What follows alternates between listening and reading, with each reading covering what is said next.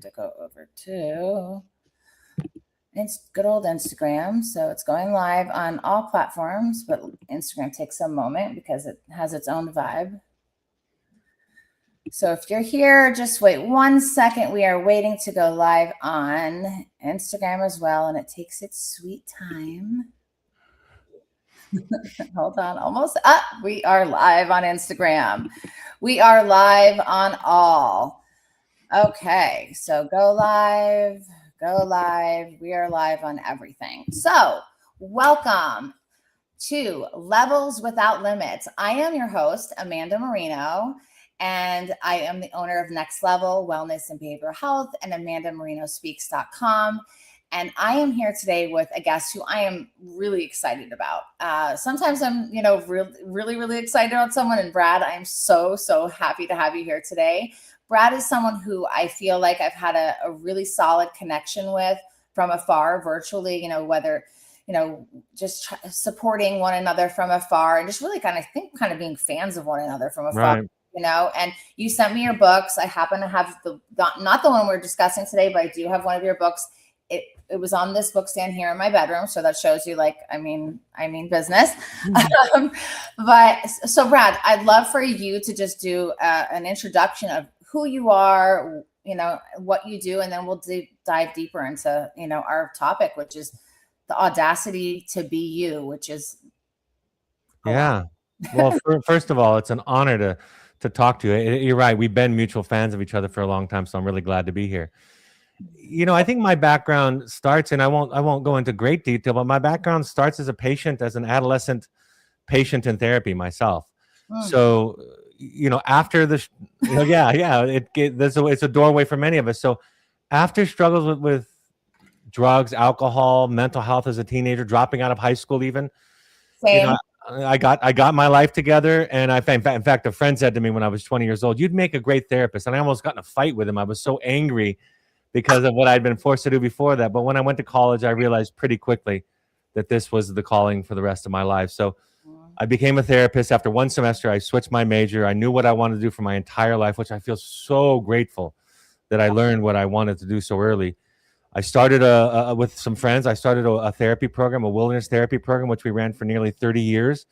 But what I found for my one, I'm assuming, not the Paris Hiltons or these. No. A good one. And I think what I learned early on, which kind of goes with what you just asked, was that the most impact I could have on a family was working with the parents. So I pivoted at one point and became the family programming specialist, which led to my podcast, which led to me writing the book that you just held up, and led to what I do now, which is I run therapeutic intensives for the non-identified patient, for the family member, the loved one, the parent, the spouse of the struggling individual. So we bring them into our location in northern Utah. We do a 5-day, 7-person intensive. And now I spend my time teaching, talking to the non-identified patient, to the codependent, to the one who's not acutely struggling, but those loved ones that are surrounding them for the most part. And they are a huge part of this. And it's so, family work is beyond important. It is a core essential. And I just can share with you that recently I've had, some families that kind of refused, and it just blew up the whole process. And it was devastating to me because I'm like, if you just do these few things, it's going to help change make huge changes for your loved one. I actually even had a parent say, there's nothing, I'm going to try to say it with a straight face. There's nothing that I've done that I could do better. And there's nothing that I can do to do better that my child is this way because they went to the wrong school and they met the wrong people. And I said, okay, we all can find ways we can do better, right? Without blaming, but taking ownership. Okay, well, maybe I've been maybe I've been smothering them or whatever, but the family work is so important. I really have struggled with these specific 2 families that the family just would not. And, it really these 2 hurt my heart. I try to really keep, of course we're humans, but I try to really keep it separate. But when the family wouldn't meet with our team psychologist and wouldn't meet with the parent coach, was refusing. It sucks. It's so sad. It's so sad. I love what Abraham Tversky says in Addictive Thinking. He makes this wonderful point that the reasons that the non-identified patient has for not going into treatment are the exact same reasons that the addict has for not going into treatment, which is, I don't have a problem. It's not my problem. These people aren't like me. I don't need help. And so Yes. when you pan out and look at it from that perspective, you realize we're bumping up against shame with everybody in the system all the time. And it's really sad. I fix my loved one and send them back right. Right. It needs to change. And that's just so I mean, like, I can't tell you how many times I've tried to refer people to your families, to your intensives and things like that. And it's really, really difficult, like, to get them to do that. Not all. I mean, I've had some families that I'm like, wow, like, you are really in it to win it. Like, thank you. Right. I'm like, thank you so much, because you are helping so much of this process by being willing to do the work. Yeah. So you have your Ph.D. or Ph.D. What is your doctorate in? And I know that, like, you said your calling was to become a therapist, but can you tell me a little bit more of your? Yeah. Because I was the identified patient growing up. Yes. I was really prone to thinking about the issues working with systems. So my degrees, I have a master's and a PhD in marriage and family therapy. So I wanted to work with the system, because as the child who was the symptom bearer in the family, I knew what a heavy, lonely burden that was, what it felt like to be everybody else's project. So I wanted to come from that place and speak to the parents, the families, the family members that aren't the focal point, and invite them into this systemic change like you're talking about. Absolutely. And it is, and listen, this is anyone that works in behavioral health. This is like, kind of, we all know this, but if you're non-behavioral health, which is who we hope that we can reach today, right? Someone who does not know about these things, that is when families, when the identified person who is getting, like, say, whether they're in deep therapy, whether they're in a program, or like they're in a custom program, kind of like what we'll create for people that have been to lots of treatment, whatever they're doing, the identified loved one, the identified person, when they start getting better, you can see all these other things flowing within the family system. I remember when I did, it was very similar. I was so bad that nobody could tell how bad anyone else was. And then when I was better than everyone else, like, did their own work too. Thank God, within my family. My friend Alan from South Africa, who owns Freeman House, is saying hello. If you are here, please say hello. Please ask questions to Dr. Reedy, because you have an absolute brilliant gem on here. So take this opportunity. If you are here, if you have questions about family systems, if you have questions about anything that we're talking about, please take this time. And if you're shy and you don't want to, ask here, DM him later or DM me, and I'll make sure he gets it. So we want to make this an open forum for you to say hello and also ask the questions you need. Thank you. So the audacity to be you. Tell me a little bit about that. It came out of my lecturing and my teaching that I do when I travel. And as I was talking to a group of parents, specifically in New York this one evening, and I was talking about what's required to hold the child, to have the capacity to sit with and listen to really difficult things. One of in fact, two parents almost simultaneously, two mothers said, "What about me? What about what I need?" And the subsequent question was, what about the fact that sometimes I feel like a doormat? So I began to think that while I understand the task in a system is to be able to listen to hard things, that really what it requires is to have a sense of self first. Yes. And to go back and to understand our wounding and how we were taught to be a certain way or to not be a certain way. So I realized that to become yourself, and this is kind of the thesis, to become yourself is the task in therapy as I see it. Not to become good or better or beyond reproach, but to become who you are was the greatest liberation, the greatest kind of aim in our mental health. So I talk about this idea that in this kind of work, the audacity to be you don't get to be right or good or win anymore, but you do get to be a self, which is so much better. So much better. Who cares about being, at this point, I don't care about being right. I was the first one to take ownership just to have peace. Like, I want peace. Right. And so I love that. And the audacity to be you, listen, doesn't come natural, like, in this culture, in this world that we're in. So, like, how do people, if they are trying to lean into themselves or leaning into themselves, where do you recommend like a starting place? That's a really good question. I think I do like having people start off at the most simple and the easiest entry point for them.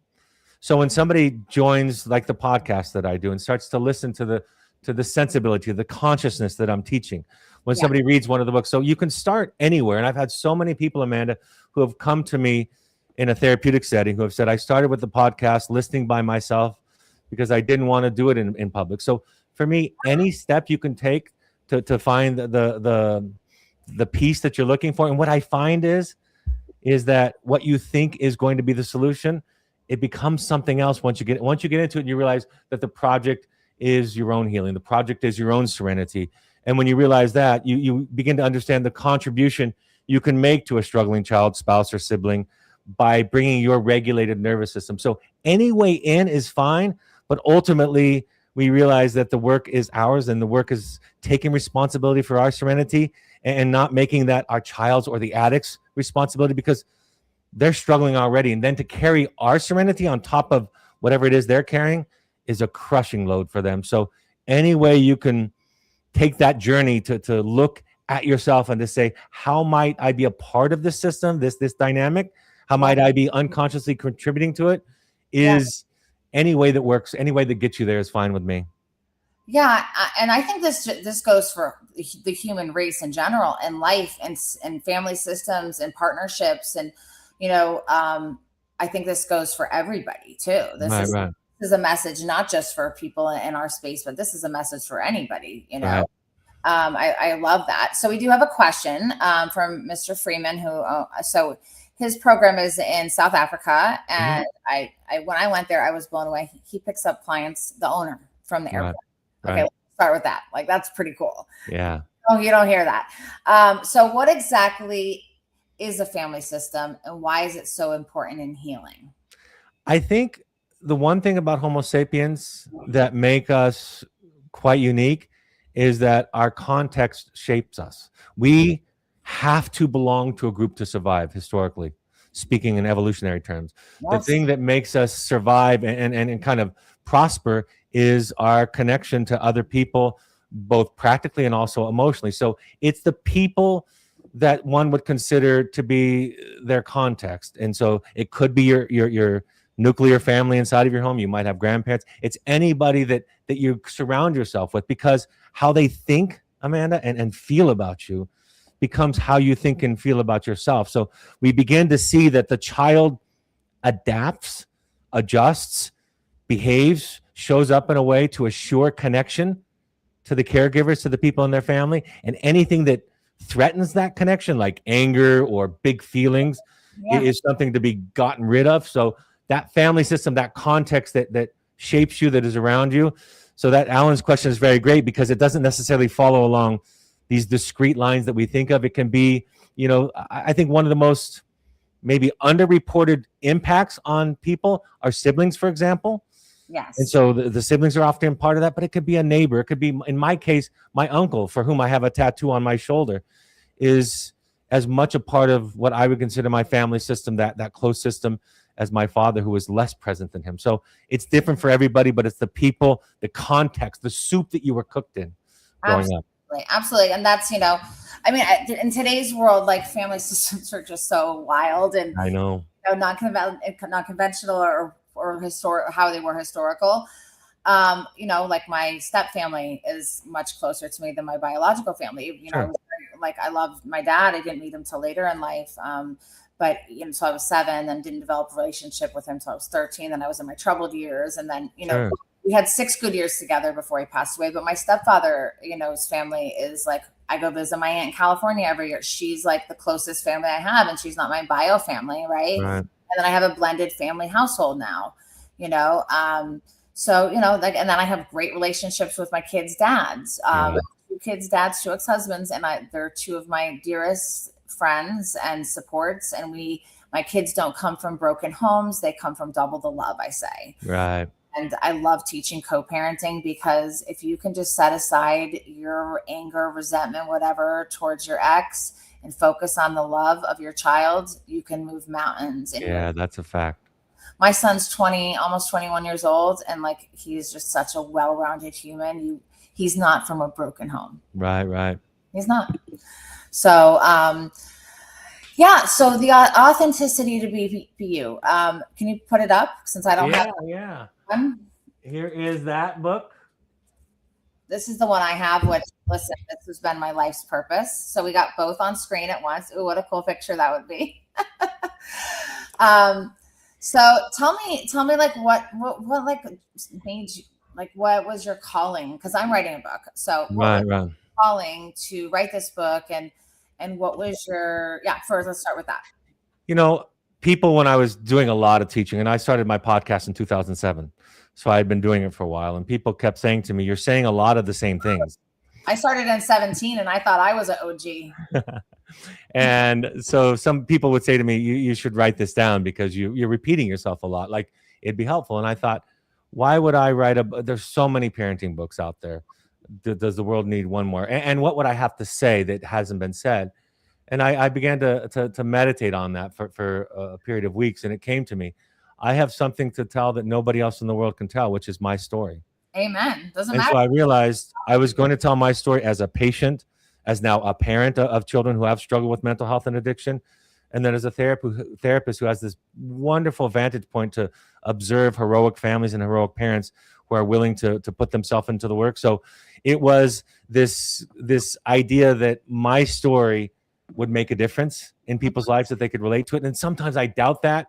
And then I get emails like you do. I get texts, DMs like you do, where people are saying, you thought your story was so unique, and it's so much like my story that I was so happy to find myself out there in somebody else. And to me, that makes it all worth it.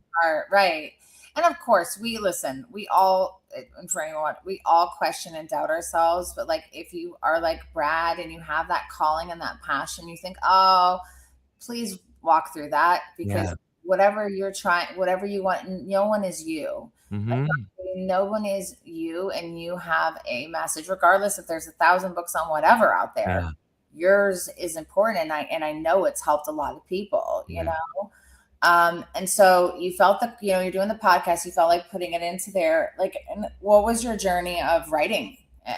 Like, you know, it's funny because I wrote the chapters years before I ended up deciding to having the courage to publish them. In fact, a friend came to me and said, "Where's this book that you've been talking about?" And I said, "Well, it's collecting dust on my shelf." And he said, "Let me see it and let me show it to the publisher that I've worked with." And he showed it to Judith Regan, who's a publisher out of New York. And she called me on a Friday and said, "I want to publish your book. Let's talk Monday." And it was the most life-affirming experience in the world. But the key was, I was talking to my therapist who's written about 40 books. And she said, and I was struggling at one point, of course. And she said, "Brad, you have to be willing to write crap. If you're willing to write crap, you can write. If you edit while you're writing and trying to write well or something good, you won't be able to do it, because those are two different energies. The writing, the creative energy, and the editing energy are kind of at odds." That's great advice, you know. So I learned to write crap, and I can write a lot. And then the work is to edit, of course. Would you say messy? Like, I don't think crap. I think messy. Well, anything that makes me doubt myself, I realize, okay, that's the task. Keep going. Keep writing. No matter what voice comes in your head that tries to pull you off that task, even just being distracted by doing something else, because as writers know, you can find a million things to do when it's time to write. So it's just the idea that whatever the judgment comes into your head, I learned to observe that voice and to say, I hear you. I know you're coming. I know that's what you're going to say. And I'm just going to keep writing without editing. Yeah. I've wanted to write a book for, 15 years. And I'm actually, like in the first 6 months of doing it. It took me that long. Yeah. I'm not someone that's I have like ADHD tendencies. So like, I am like that person that'll be doing some over here. And, a bird, a rabbit, like 1,000 ideas, and also I've lived for 45 years old. I've lived a lot of lives. And to like figure out what to narrow it down to is super, super hard for me. Yeah. Just like my TED talk, like when I wrote the like stuff out, I could do like 20 TED talks on my experience. Right. So I love that of pushing through. That's a good message too with anything. Don't stop. Okay. Yeah. You can pause, life can have shifts, but keep going with whatever your mission is. And your like yours in this instance is your book. Just going to chime over to the Q&A. We have Brad Webster, addiction counselor. He's excited to be here. We have Isabella. Hi, if someone realizes their family system is unhealthy, what is the first step towards change? And I think that there's probably, I think all family systems have some touch. I can't say there's anyone I've met that can be like, oh no, your family's perfect. That's not realistic. So yeah. I think that it's okay to have some unhealthy family systems going on. Yeah. There's something I teach in the Journey of the Heroic Parent, my first book, which is you can't not dent your children. You can't not dent your children. Everybody's human, and by that nature, you're going to come up short. So I think the first thing is to realize that, and what I do in my writing and in my podcast is I share a lot of my idiocy constantly. And that's not about self-disgust or self-loathing. That's about confidence. Like, I feel confident enough to say that I'm an idiot. I feel confident enough to say that I don't know. So I think the first thing is to realize you're not alone, and then to find people. If you don't have money, if that's a barrier to psychotherapy, Al-Anon, CODA, Families Anonymous are wonderful groups where you can sit and share and not be judged and just be seen and understood. Find people that want to see you and understand you, not people that want to fix you, is my advice. What about if they're not someone that's in the substance or mental health? Like, what do you know? Because I know on my, like, and I'd love to talk to you about adding, I have like a free resource page of like all the different support groups. So I guess maybe CODA or Families Anonymous. And then also I'm trying to think of for people that aren't in the recovery realm, like the options. And then there's that one ACOA, which used to be Adult Children of Alcoholics, but now they've changed it to and dysfunctional families. Right. You don't have to necessarily. So there's definite. So I think like what you're saying is like therapy is great. Family therapy intensives would be like the top, right? Everybody engaging in their own, and then also family, I think would be the ideal dream. And then going to a week intensive would be like the best of the best, right? And then if you can't do that, then start with your own individual therapy and see where you can make changes, kind of like you had said, like, so I think that would be another way. And then, invite, like I've invited my loved ones to my therapy sessions. Sure. To discuss certain things that are hard to like talk about just one-on-one, and having that neutral third party is really, really helpful. I think ultimately kind of a mindset shift to answer Isabella's question is you have to be open to the idea that things are operating that you're not conscious of. If you're thinking that you have it all handled and you have it all figured out, then there's something deeper than that. And so for me, you have to be willing to go and sit and to listen to people who have a different level of consciousness, who are farther along this path, because you begin to hear, see, and feel things that you weren't conscious of that are really driving your behaviors. And that often comes from your own childhood, from your own wounding. So you have to find somewhere where it's safe to look back, not for blame, but for understanding and for liberation from whatever did happen to you, because something happened to all of us that was less than ideal at some point. And I just, before we go on to the next question, what you had said, like we're not going to not something to our children. What was the quote? What is your exact words? You cannot not dent your children. So I used to say my goal as a mom, because I come from very big trauma, 4 to 7 sexual abuse, domestic violence, running, being on the go, hiding, being stalked, and then watching my sister get abducted in front of me. He hired a guy to blend in with the lawn men, so like I went through all of that stuff at like such a young age. So I was like, I became a mom at 23 years old, and I was like, my goal is to not F up my kid. Yeah. Not going to. So I used to like have this thing, like I'm going to be the bat, like do this perfect. Right. Yeah. And like, I realized, okay, I just don't want to mess them up that bad. Like, I want to just do the best that I can and show up, like that my kids know I'm emotionally present. They know that I'm true to my word. These are what are like is important to me. Spending quality time, like really quality time with them, knowing that they can tell me anything and that we can get through anything together as long as they're honest. Sure. And so it's really worked well for me. Like my kids, I think, are incredible. Other people think they're incredible, but of course I'm not. Like, listen, there's going to be a dent, right? Right. I am not. This is my first go around at this, right? My first time being now a parent of a 20-year-old and a parent of a 20-year-old boy, almost 21, and 13-year-old girl, almost 14. Like, I just took a week-long intentional trip with her after we did a family trip to LA, our blended family. And then then my fiance and his kids went home. My daughter and I drove up the coast of California up to Sausalito with multiple stops. And that was an intentional trip to really get to know one another, share things with her I've never shared, just really develop. It was an intentional trip to That's beautiful. With the versions of ourselves, perimenopausal mother, teenager. Yeah. Let's get to know each other on a deeper level. So yes, we are going to make mistakes along the way, but this is our, we're human, and like it's okay that like I really thought that I could try to do this when because I was so young and just Amanda, there's a idea in the Audacity to Be You that I talk about, which is you don't get to win, you get to choose how to lose. And I think that that's something that I think about every day, because I think we want to be good. We want to do so much therapy work that we're beyond reproach.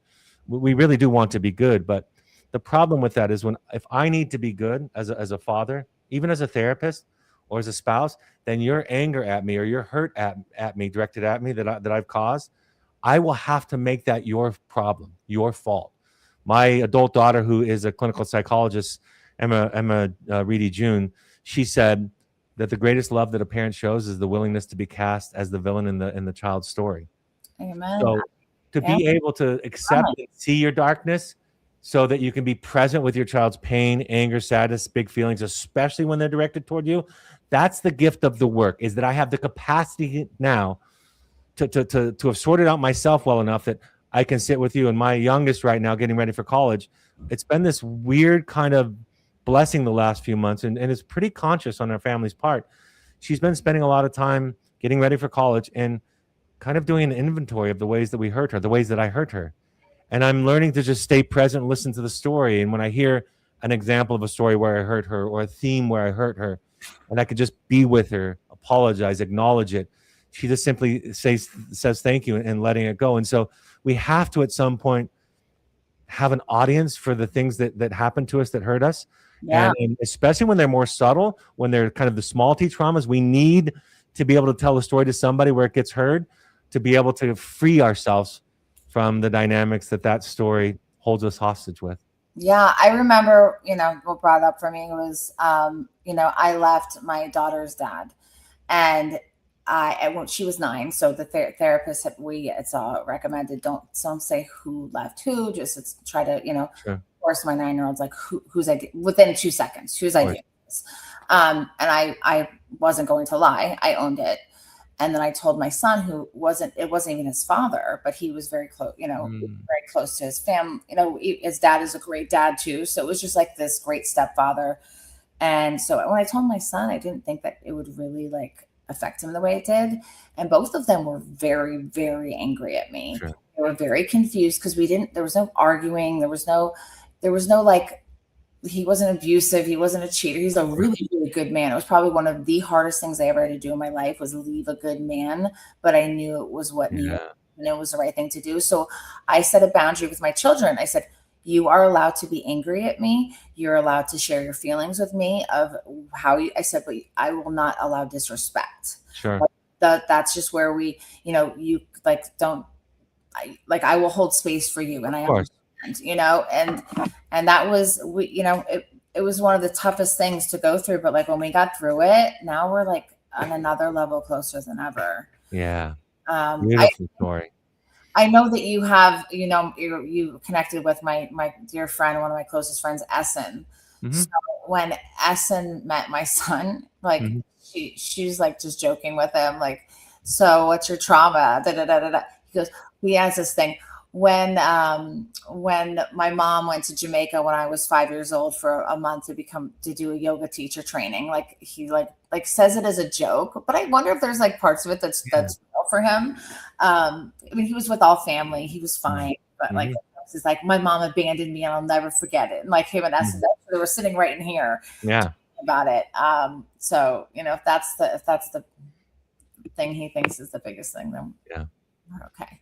But yes, I love what you said about just allowing your kids to feel that they can tell you, like that. And I don't think that that's super common, Brad. Like, I was once teaching a workshop. I want to get to Brad's question, but I was teaching a workshop in New York, and my daughter, she's really good at some parts of what I do and better than me. So I could take a break, and she came in during this 2-day workshop. And as she began, she said, leaving my family's dysfunctional patterns causes me great guilt. And I playfully, I was like, hey, wait a second. It's my show. You're talking about me. I'm your family system.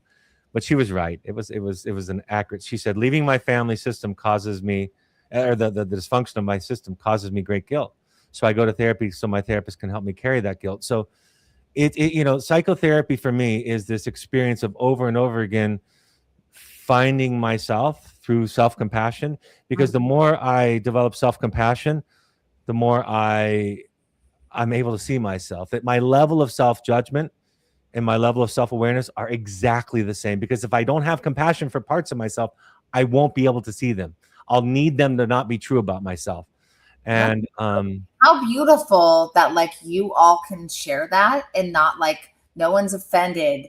No one is, and there's space held for that. Like that is like goals, for me at least, like in like open, authentic, like I don't hide stuff from my children. I mean, obviously age appropriate things like that, like, but I just think that that's like that you and your daughter like presenting in that manner, like that's just so awesome. That's so beautiful. I'm so grateful to be able to be present with all of them in that thing, because then they want to be around me the rest of the time too, and it's wonderful. Exactly.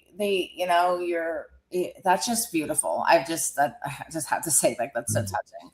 So let's get to Brad's question here. What was there a defining moment in your own life that changed the way you approached therapy and healing? Because you've been doing this a while, so I would assume that you talking about consciousness, the way that you move is I think like brilliant and different than a lot of clinicians. And I work with so many clinicians. I partner with them, in the work that I do. So I'd love to hear your answer to Brad's question. Before I answer the question, what's the rule for profanity on this? Because this involves say whatever you want. All right. I was separated from my wife. We were separated I instigated it. I knew that the way it was going wasn't working. But I also wasn't ready to leave it completely, because I just couldn't find what was going to bring me joy and happiness and connection. At any point, sometime during that period, 2011, I was talking to my therapist, who I still see today, who I started seeing in 1999. This is about 2011. I was coming to therapy trying to confess something that I had done to somebody. I don't know what it was, but I had done something to somebody in my life that I had hurt, and I was ashamed of what I had done, and I was stuttering and halting to confess it. And my therapist, Jamie, said very gently, she said, Brad, I don't think you know what's happening here. Now, I had a Ph.D. at the time. Well, were you trying to go confession, like you're going to like, a priest at a Catholic church kind of? I think that's there's a good parallel there. Yeah. Okay. So I was going to confess whatever I had done, kind of like a fifth step, confessing to somebody what you've done. And she said, I don't think you maybe understand what we're doing here. She said, if you came in here and told me you were fucking a chicken, I would assume you had a good reason, and I would just want to understand. And at that moment, Brad Webster, everything changed. Then I understood then I understood the project. The project was to see and hold my children, see and hold my clients, not shape them up the way that I think they needed to be. And when I could do that, provide a safe context for them, they could come to terms with themselves, and whatever symptoms that they were exhibiting that were just masking this wound would eventually unravel. So it was this moment. There are others, Brad, but it was this moment in my own psychotherapy that radically kind of marked a change in my approach to parenting, to relationships, and to therapy. So the takeaway of that was fucking the chicken conversation is what changed Dr. Reedy. That's right. That's right. That's right. Yes, we're raw and unfiltered here. I mean, yes, I mean, maybe some people may not like it. If you don't, sorry, too bad. Yeah. I'm past trying to make other people happy. Okay. I needed to hear that from Isabel. Thank you so much. I think that's where we are with the questions for now. We're good. So what would you, so if someone like, wants to get your book and they're tithinking, like, what are a few bullet point takeaways that they will gain from first the Audacity to Be You? We'll start with that, and then we'll talk a little bit about the parenting one. In the Audacity to Be You, the subtitle is Learning to Love Your Horrible Rotten Self. Learning to love your whole self. Horrible rotten self. Horrible rotten self. Okay. Learning to love your horrible rotten self. So the big takeaway from the Audacity to Be You is the parts of yourself that you're ashamed of, that you don't have access to, or that you deny. Those are the parts of yourself that also have your gifts, the things that make you very, very unique. And so you have to, the message of the Audacity to Be You is that the parts of yourself that you're ashamed of aren't really horrible and bad. They just were something that your context, that the big people growing up told you was unacceptable. So the first bullet point is you've got to find a place where the project is to find you and not to fix you.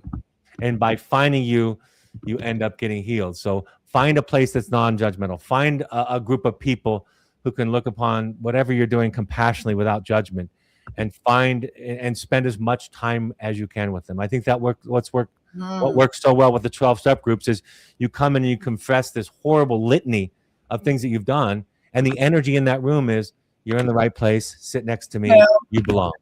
Yeah, me too. I've done worse. Yes, I've done worse. That ain't nothing. So you've got to find people like that. And I think the biggest shift in the Audacity to Be You for me is it's not about, like I said, the epigraph at the beginning of the book said, why were each of us taught the notion of being correct when the very notion ensured our failure in the world? This is not about being good. This is about being whole. Carl Jung's idea about I would rather be whole than good, that's what this is about. But to do that, you've got to look at things that you have shoved under the bed and into the closet. And in those places, when we shove aspects of our personality into the dark, they mutate and become distorted and come out as, we call them our demons. We call them our addictions. We call them our mental health symptoms. Ugly ways. Yeah. So we sit and we listen to those demons, and we listen to their stories. We listen to those symptoms without trying to fix them. And in listening to them, they transform. That's the message of the Audacity to Be You. It's not about getting gooder or better. It's about becoming more yourself. And that's going to be a messy, imperfect, and terrifying process. Yeah. I love how you like good and bad. Like, I hate those words. I just don't think that there's like good and bad. And like, I try to use that in like a lot of things that I do, like with eating disorders, even like there's no good and bad foods. There's like healthy foods, and then there's like treats or things that we, so like I try to, I love you getting rid of the good and bad, because that's just like, that's some society crap that's somewhere along the way. Like, and I used to I wanted to be really bad when I was younger, because that like gave me the thrill. And then I wanted to be like perfect. And that drastic change, it's like difference. And now I just want to be me. And people think like, I don't know if people think what they think of me before they know me, but like I got it all together and I never struggle. And like, I've had an era of a shitstorm lately. I'm not even gonna lie. Mm-hmm. It's been heavy, and it's like, God, I get it. I'm tough, but like, how much can I handle? Like, how much do you think I can handle here? Like, give me a breather in between, like all of it. So, and then I have to like take a pause and take time for myself and take, okay, what do I need? And like, I think, I've been on a journey of healing since 2007. So like, I thankfully sometimes it's doing nothing and sitting with it, right? And Right. sometimes it's taking an action and taking actions and therapy and like doing, there's so many different ways, but people have to get to, people don't get, have to, they get to in their healing, explore what works for me. Yeah. What works for me. You know, man, I think there's something you touched on that I want to kind of piggyback on, which is this might be one of my hottest takes, I guess, one of my most difficult takes, which is if you get healthy, you, me, anybody, if you get healthy, you're going to feel guilt. It's going to feel wrong to you. It will feel bad to you to get healthy because And really, really, if you've been really sick, is that for every person or like? I think much more mild than that. Even if you are in any family, to set a healthy boundary is a great risk. Right? Like let's just talk about boundaries. Setting boundaries, the reason that people, and I know people love to clarify this clever distinction between shame and guilt. I don't make the distinction that people make. I think both of them are kind of just a matter of intensity. And what I know is the families I work with, the individuals I work with, when they're up against something, some task, some next step in their journey, and I ask them, they say, I know what to do and I didn't do it, or I know what to do but I can't do it. And I say, why?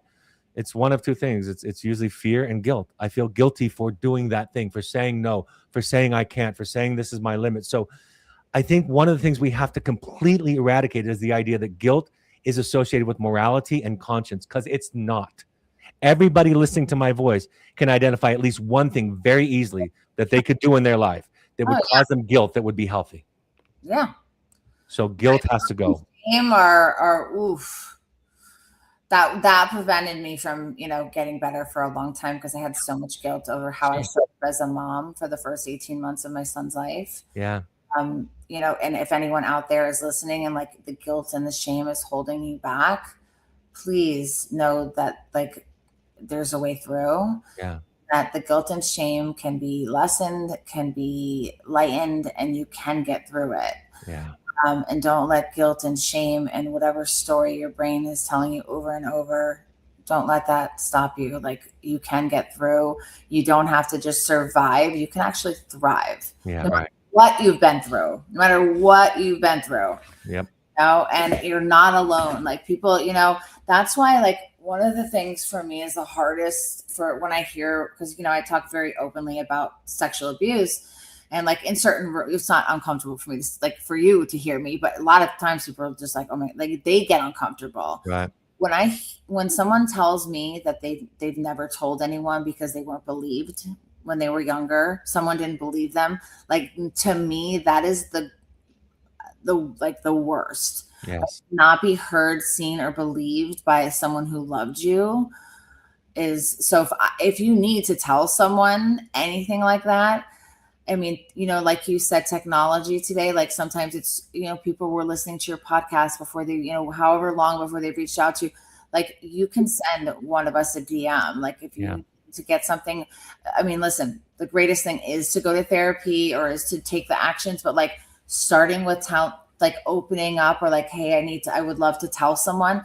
I've had people tell me and that frees them. Yeah. I hear them. I will hear you and I will believe you and I will support you. But it kills me when I hear that that I can't talk about it because I wasn't believed when I was there, or no one believed me. They blamed me. They blamed me. They said it was my fault because I dressed this way or whatever the thing is.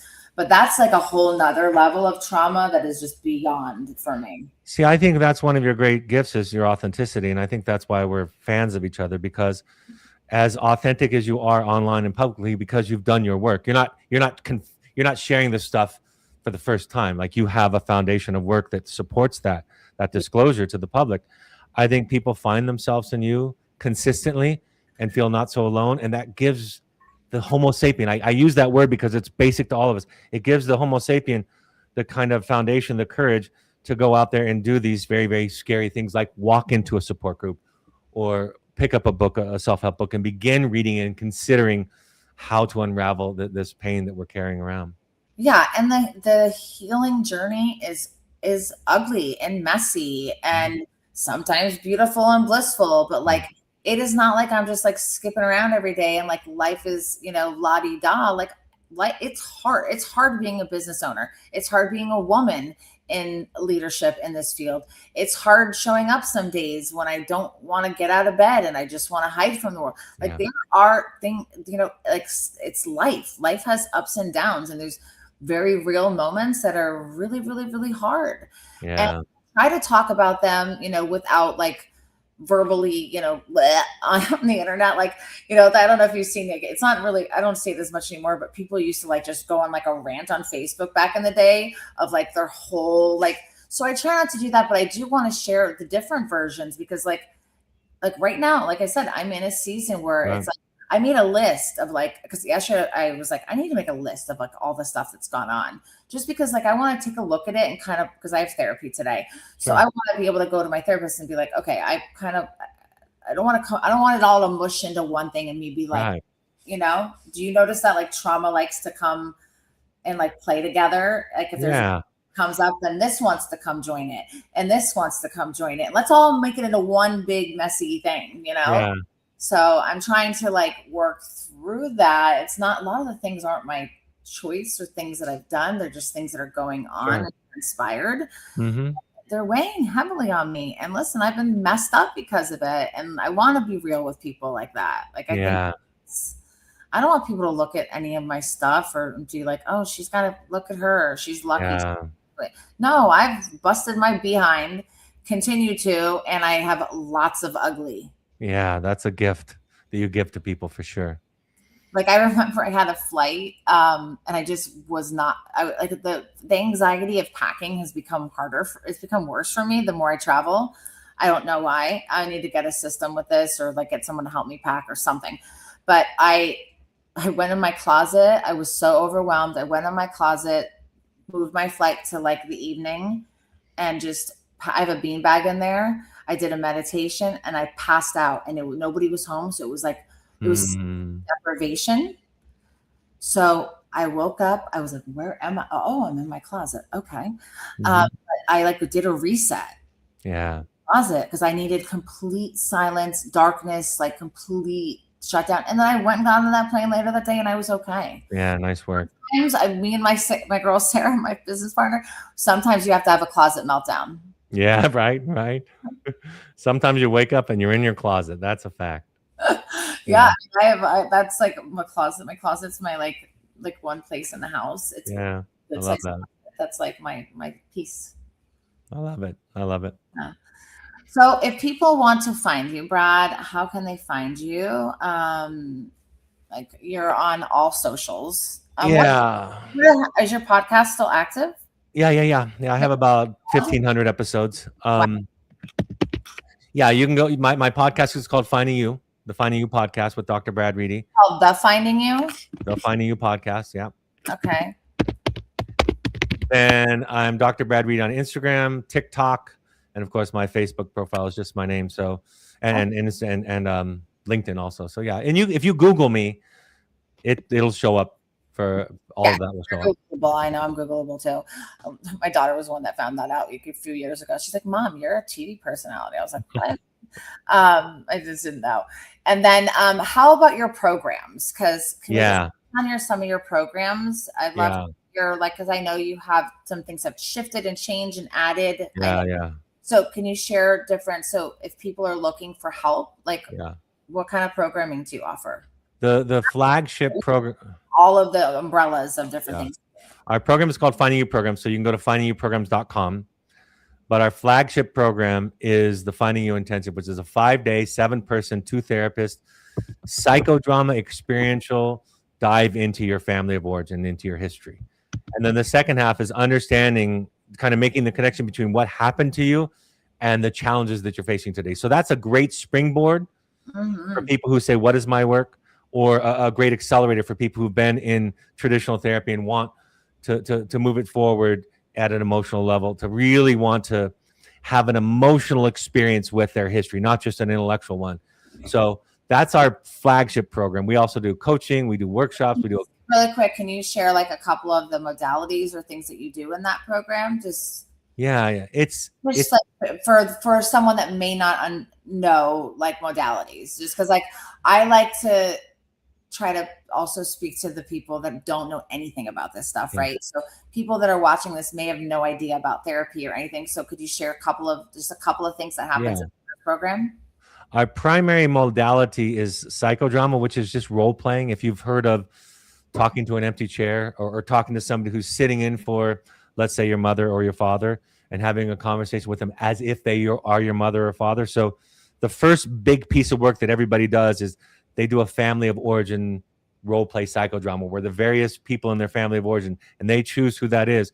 They have conversations with them. They tell them the things that they needed to tell them that they couldn't say when they were young. But what's magical about it, what really makes the difference, is when we reverse roles. So if I talk to my father, who in my case abandoned me, essentially, he wasn't around, and I said to him, it wasn't okay, and the absence you left, I want to tell you how it impacted me. If I say that to my father, I switch roles, and then I respond as if I am my father back when I was young.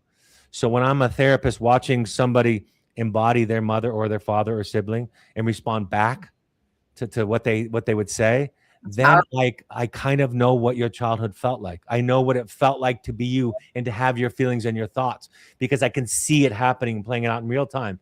And then everybody watching, Amanda, as you well know, will say almost to a person, I get more out of watching other people do their family of origin drama than I even got out of mine, because you can see it more clearly when it's somebody else.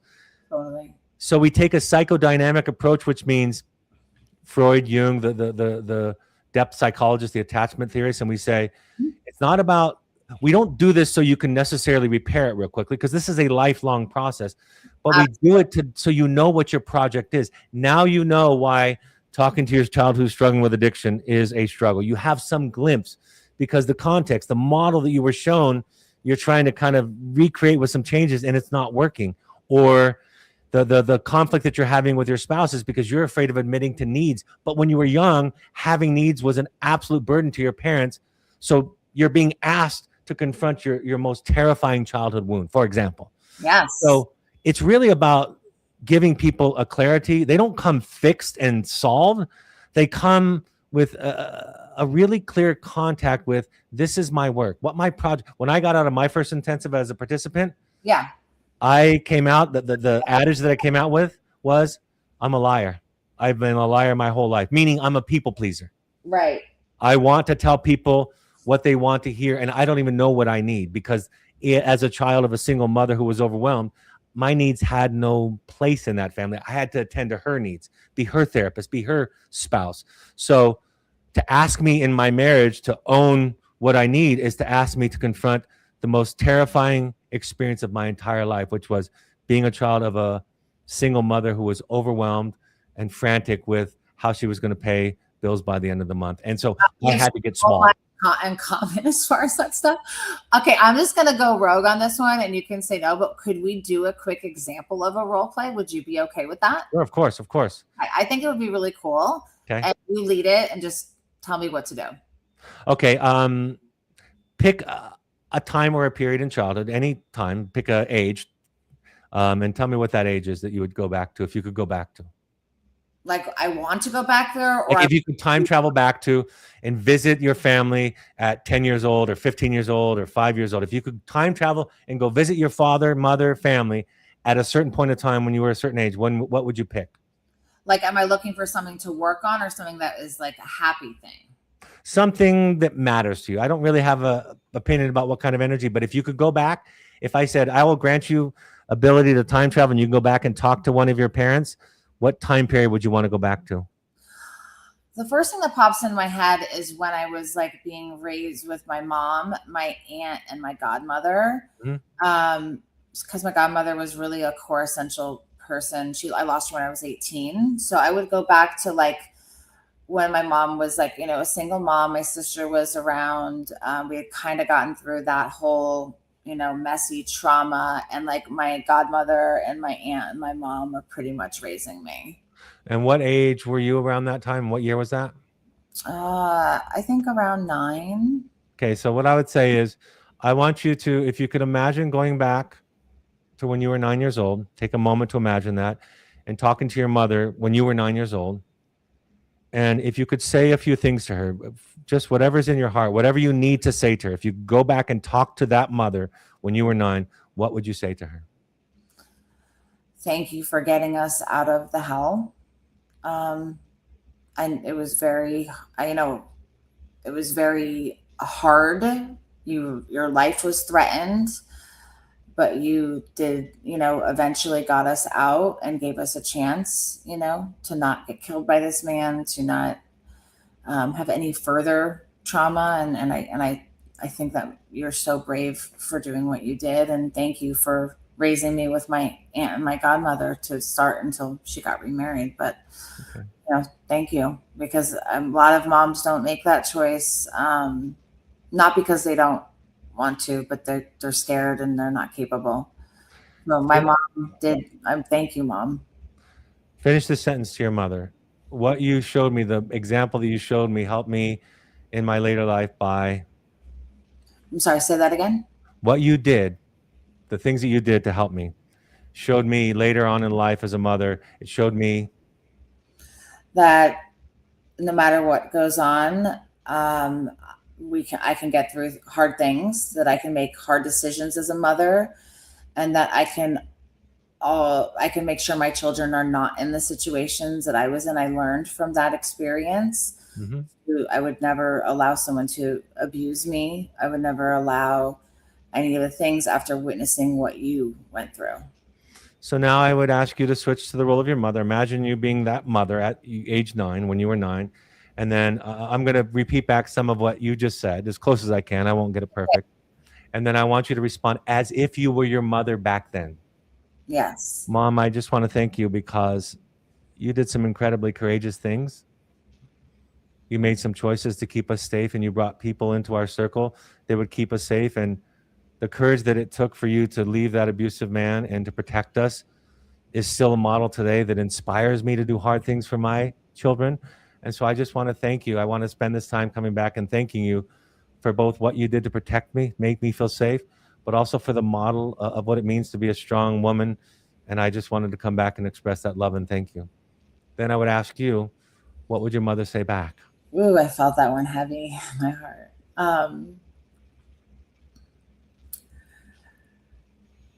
I love you and your sister with, what is the word she used? I love you more than life itself, and I will do anything for you. I believe in you, and I will do anything to protect you.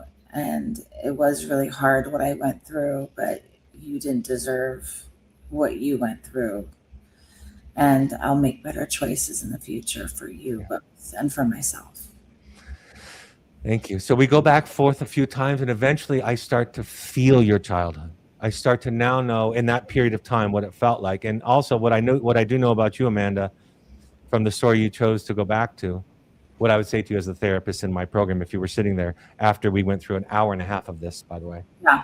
I would say it gives me a really good sense of how you, as a mother, have incorporated that idea, that courage yourself, because I hear that from you a lot, that courage. And so I understand where that strength came from. I understand part of where you get that resource from, and I can see it in you. Of course, when it comes to the hard stuff, like Dad, you abandoned me, or Mom, when you yelled at me, or whatever, that becomes really interesting, because usually the parent says something back like, it wasn't that big of a deal. That's not how it happened. You're making something out of nothing, right? So you start to hear where people get gaslit. You start to hear where people are dismissed. So you start to hear all you hear and see it and feel it. I hate that. I'm so grateful that that's not how it was for me, because Yeah, right. the story after story after story of the dismissal and the not being heard. Like, my mom was terrified for her life. So that's why she stayed in the domestic abuse. The second she found I was being molested, she was out of there. Like, that was the cross. That was like, no. And it was like a very dramatic scene, like running to a taxi cab in the middle of the night with him chasing after us. It was like a whole thing, like a Lifetime movie, kind of scene. So she did all the right things to keep us safe. And you know what your story shows and illustrates really, really well, and this is important for people listening, is that a child only needs one adult. I mean, ideally, all the adults around them would see them and tune in and hold space for them. But in the end, what we find out in the attachment research is if there was one parent who could see the child and respond to the child's needs adequately, the child develops a sense of self that they can weather the storms of life little bit better. My mother did what she could with what she, and she had a lot, she's done a lot of work on herself now too, but my godmother was such a force too. Like she's my angel. She was capable of, she was like my mom's big sister. My aunt, my godmother ended up being a couple after being an all girls Catholic school for many years. Then they were a couple for 30 years. And then they parted ways because of my aunt's alcoholism. But my godmother was like, I go back to her core beliefs, her strong, women's rights and like all the things on me. I went back to all those things. So like the pieces that my mom couldn't hold because she was, my godmother could. So I'm very blessed. That demonstrates also that where a parent reaches out and asks for help, that makes a huge difference for the child. That a parent can't give everything. So if they allow the child to get their needs met from somebody else, they can still give the child what they need. And your mother and your life is a great example of that. Oh, thank you. Well, it's been such an honor to have you. Sorry about the early or technical difficulties, but if you're watching this, and you should share it with somebody because, Dr. Reedy, in my opinion, is gold. I would love to come out to you. I love Utah, first of all. You still in Utah? Yep. Oh, we didn't get to finish. Okay. What are the other, just share a little bit. You don't have to give them the detail, but I want to put is there a website that puts all your programs on that I can share? Findingyouprograms.com. Okay. I already put that on. Yeah. Okay. And they offer coaching, therapy, intensives. We do workshops for conscious parenting. I do masterclass in attachment-based therapy. And then I'm doing the Art of Living Institute in the fall as part of Finding You. And I just did Omega just a week ago. So we do workshops all over the country also. And do you have a program that people can come to? Okay. Finding You is in Midway, Utah, just outside of Park City. And that is for families or for people that are struggling with substance use or mental health? Our flagship is what I would say the non-identified patient subacute care. But we do couples intensives and family intensives also. So it can involve the identified patient for sure, especially with a family intensive. That's a very common thing as the identified patient comes. And what I love is that when people come to our program, the identified patients will say to us after a day, if I knew it was going to be like this, that everybody was going to be on the hot seat and just not me, I would have come a long time ago. Or when a husband comes, as is often the case because he's dragged by his wife to do his emotional work, what he will say is, if I knew that I was going to be seen this well, I would have come to couples therapy a long time ago. So we have all of it, but our flagship is that individual, we call it Finding You, our individual Finding You program. Are you still on a 2-year waiting list for people to see you individually? Private clients, I'm pretty far out. Yeah. I don't have any waiting list. Hey, God bless you. And that's a reflection of how you show up in the world, the work that you do, and the audacity to be you that you exude. And the journey of the heroic parent is that we're going to mess up somehow. So with that note, thank you so much, Brad. Thanks, Amanda. Forward to, more conversations like not on camera, and seeing ways to partner and collaborate and help, make impact in this world together. But you are amazing and such a great soul and really a brilliant clinician. And we both started in our adolescence and here we are today. So big round of applause for Brad. And I will, if there's anything you can go on after too, and you can write any links or anything like that too. And if you have questions when you see this one in the replay, feel free to ask questions, tag Dr. Reedy, and I'm sure he'll be happy to answer them. Yep. Thank you so much. Thank you for joining Levels Without Limits. I am Amanda Marino, owner of Next Level Wellness and Behavioral Health, and have a blessed day. Thanks for being here.